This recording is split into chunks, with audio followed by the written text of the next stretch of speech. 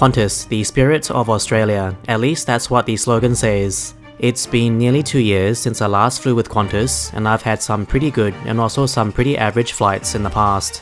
Among Australians, the perception of Qantas is split between the "I'll never fly with Qantas again" and the die-hard loyalists. Over the recent years, Qantas has received a number of bad press. This includes being the most complained about airline in Australia, as well as being crowned the second most distrusted brand in the country. With a few years past and a new CEO, tonight I will return back and investigate what Qantas is like in 2025. So we begin our journey at Melbourne Tullamarine Airport, Terminal 1. I've done the online check-in already, so I just need to print off the baggage tags for my check-in luggage. The machine, however, printed out my tag with an unreadable text, so I went to a different machine to reprint it again. This caused an issue at the bag drop counters as it detected I had printed out more than one bag tag. Fortunately, a Qantas staff member was there to fix the issue quickly and my bag was then sent off. Next up is security. The process was pretty smooth and organized, and within 5 minutes I was out the other side. Over here there are some shops, and I do have access to the Qantas Club Lounge also. If you want to see the review of this, please subscribe so you don't miss out when I release it. Tonight, our flight will depart from Gate 21. Boarding will proceed in 2 lanes with priority zones 1 and 2 on the left and the remaining zones on the right. Our aircraft tonight is an Airbus A330-200 registered as Victor Hotel-Echo Bravo Bravo. This aircraft is nicknamed Albany and is 22.4 years old. The journey tonight will take us west and fly through the Great Australian Bight. We should arrive in 3.5 hours. Boarding was commencing soon and everyone began to crowd around the entrance lanes. Passengers were invited to board by their zones. Tonight we are in the very last zone, which is 6. I tried to enter a bit earlier at the end of Zone 5, however I was denied at the gates and sent back to waiting on the side. This didn't seem to happen the last time I flew, so Qantas have definitely, I would say, improved the boarding process.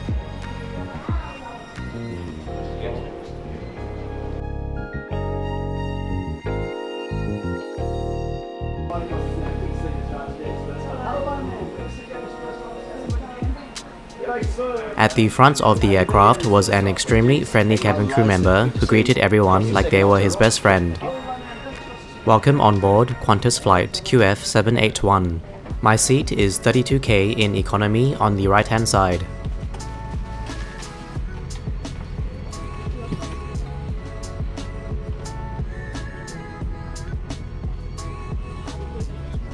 And here we are. These seats have a pitch of 31 inches and a width of 17.5 inches. At the back is a large adjustable headrest, and all passengers will receive a pillow and blankets. Unfortunately, this is where things go off track. Upon opening the blankets, there was hair embedded in the blankets. Looking inside the seat pockets, there was a leftover headphone from the previous flights or even before that, who knows. Some leftover trash was also found in the corner. The in-flight entertainment system is going to be carried out using an Apple iPad. I will show you more after we take off.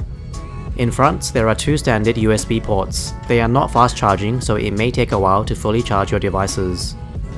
With everyone on board, it's not long left until we push back and depart for Perth. Enjoy the taxi out and take off.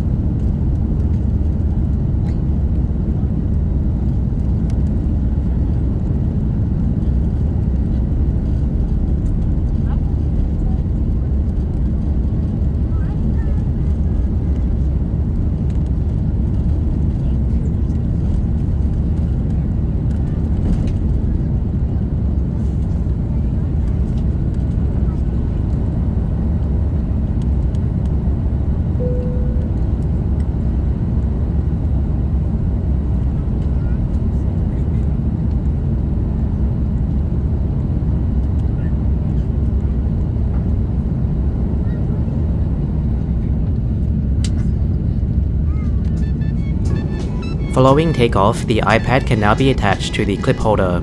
Since we are here, let's check out the flight map. Flight Path 3D is the software used for this, and it works extremely well. You can easily tilt, pan and zoom, and small details such as the A330 model is correct. Looking at the movies, there are a large number of choices arranged in broad categories. The same can be said for the TV side. If you, however, just want to sit back and close your eyes, there are also a decent amount of audiobooks. With the iPad in place, the entire mechanism can be tilted.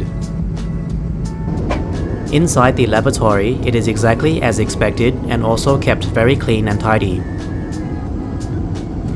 Alright, it's now time for the dinner service.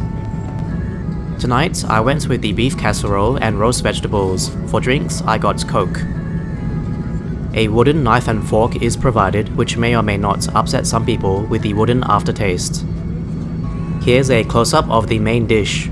Apart from looking like a sloppy mess, it tasted pretty good.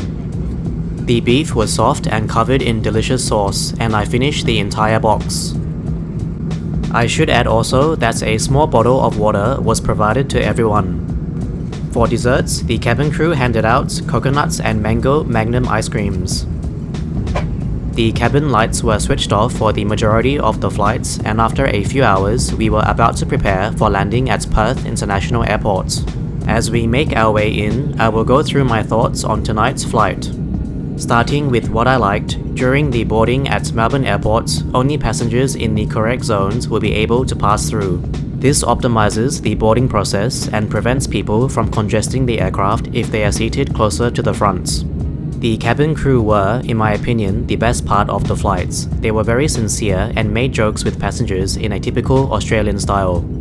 Lastly, for entertainment, I thought the iPad performed pretty well for playing movies and displaying the flight map. I certainly prefer the iPad over the fixed units on some aircraft, which I had reviewed before as difficult to use. Moving on to what I didn't like, the cleanliness of the aircraft was obviously going to be the main concern. With leftover items and trash present, you wonder whether anyone did any cleaning at all. Let's also not forget about the freshly packed blankets, which unfortunately came with multiple hair strands. This isn't the first time I had issues like this, as in 2023, in a Qantas flight to Singapore, the pillow provided had stains on it. These issues have nothing to do with the cabin crew, but instead whoever Qantas uses for the ground cleaning services. For the dinner service, while I thought it was delicious, I also found it rather small in size. Looking back at my previous Qantas flights, it seems there used to be a little bit more given, such as this garlic bread or a piece of Lindt chocolates. It seems tonight's dinner meal was the bare minimum. For comparison, this is what Malaysia Airlines offer in economy, which was actually cheaper than this Qantas flight.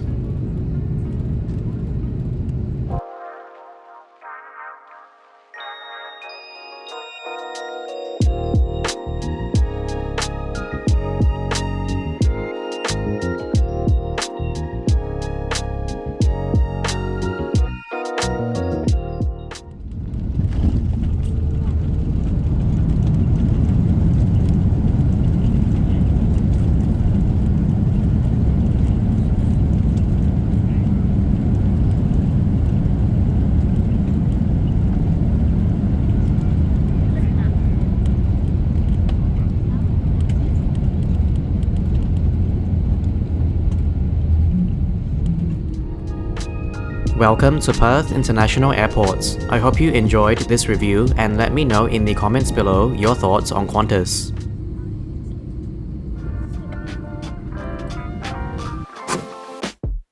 Do you love aviation and traveling? If so, please remember to subscribe before leaving to ensure you don't miss out on future videos. Thank you for watching today. Let me know your thoughts in the comments below and be sure to leave a like. Take care and see you next time.